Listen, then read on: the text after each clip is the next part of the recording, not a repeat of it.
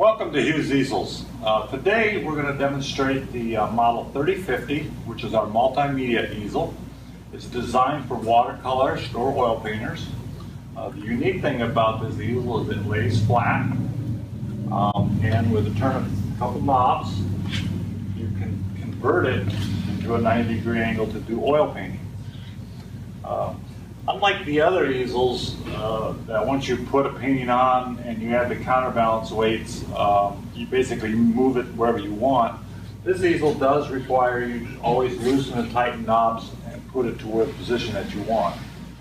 Kind of like any piece of equipment that does more than one thing, you usually have to sacrifice something else or accommodate it by doing something else to it. So what I'm going to do is I'm going to demonstrate this by putting a pretty heavy piece on here and show you how the center of gravity changes and when the counterbalance weights then become into play. What we have here is a piece of particle board. It's probably 20-25 pounds, so probably heavier than most art pieces that we would be working on. I'm going to clamp it in. Knowing that it weighs 20 or 25 pounds, I'm going to add counterbalance weights to this back. On the back side, there's a weight box. It's designed for you just to set the weights in. It's actually been redesigned, and we've just redesigned them on all the other easels too. They used to have two wood pins that stuck up, and the counterbalance weights had holes in them. Well, we found that the dowel rods take a lot of abuse, so by using this aluminum channel, we now can just take the weights and set them into place, and it's much easier to do, and it doesn't take the abuse of the steel hitting those dowel pins. So let's hang this back on. Again, we're going to add about 20 pounds of counterbalance weight because that's about what we put up there on the front on that piece of masonite. Weights also come in two sizes. There's an 1.5 by 1.5 and then there's a half weight, which is 3/4 by 1.5. So if you need to fine tune that weight, we have the capability of doing that. I don't know if we'll need this other one on here, but we'll do it. Okay. Now, anytime we've added this weight back here, before we loosen any knobs, we want to hold on to it because in the flat position, it's going to want to come up. Until we tilt it up at a 90, that's when the weight will be distributed to the front, and that's where the weights will then be needed. So if we loosen this knob, you can see that it's going to come up pretty much on its own.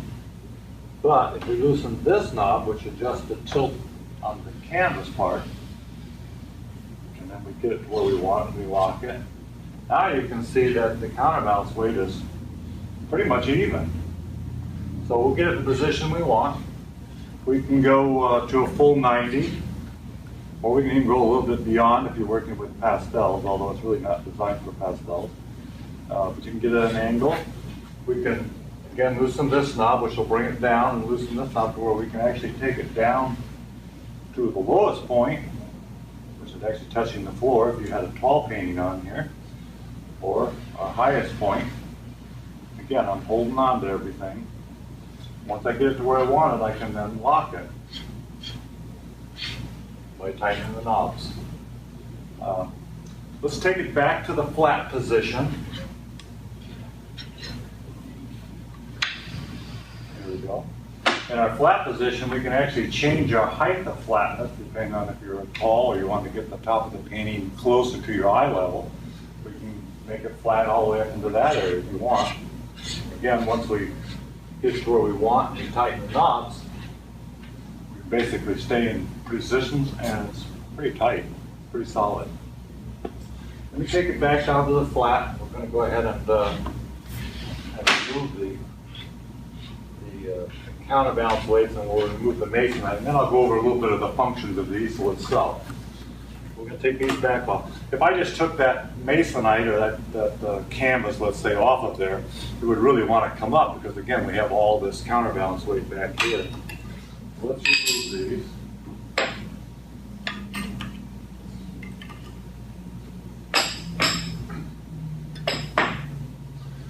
And now I'm going to put this up.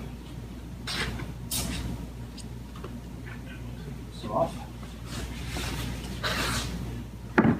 Again, I think it'd be kind of unusual to have something that heavy on it, but it does have the capability. All right, I'm going to tilt this up and give you a little bit more of an idea of how the carriage system works. I'll loosen this knob so I can get it higher.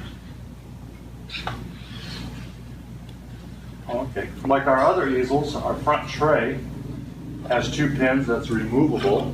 We can fold this down, has Velcro that holds it.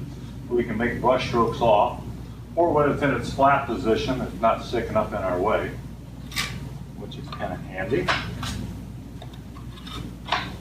We use a foam here on the bottom rather than the saw teeth on this model, because we find a lot of people work on foam boards and maybe a lighter composite. We're concerned about the saw teeth, so that's equipped on this.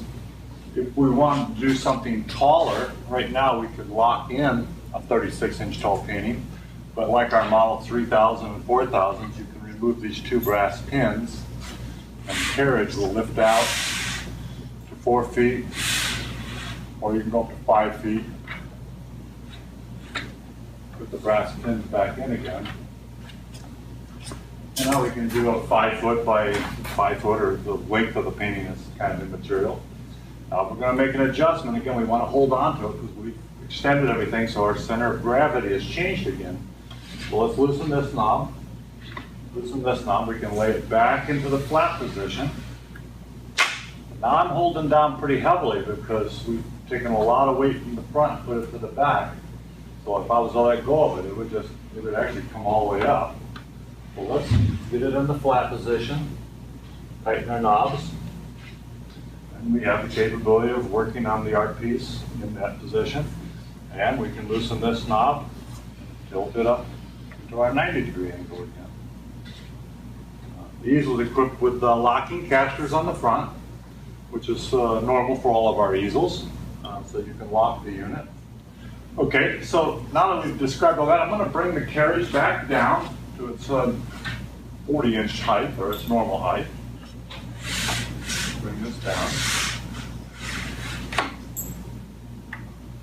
Put these pins back in.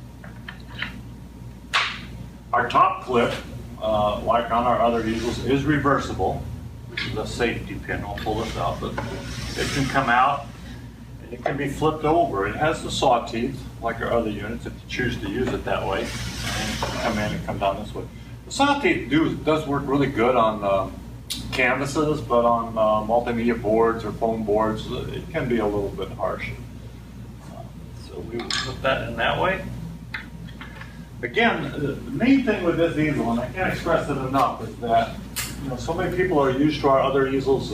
Once you put the canvas on, you add the counterbalance weight, you basically can just move it all day long and not have to loosen or tighten anything.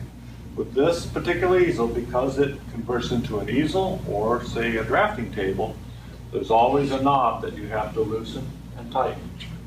To have 2 pieces of equipment, though, in one spot, I think has a lot of great advantage. So some people just find this easel to be the most uniquest thing if they're working with a drafting table and an easel, because they can get it all in one floor space. The length of this, just that you have an idea of the size, this unit is about 52 inches long this way, and it's about 32 inches wide this way. So it does take up a little bit of real estate when it's in its flat position. There again, you've got 2 pieces of equipment in one floor space. On casters, you can basically roll it out of the way when not needed. If you have any questions, of course, feel free to call us here at Hughes Easels, but we're real proud of this model, and I think someone that works in both mediums can find this easel to be a great advantage to their studio. So any questions, please call, and thank you for watching.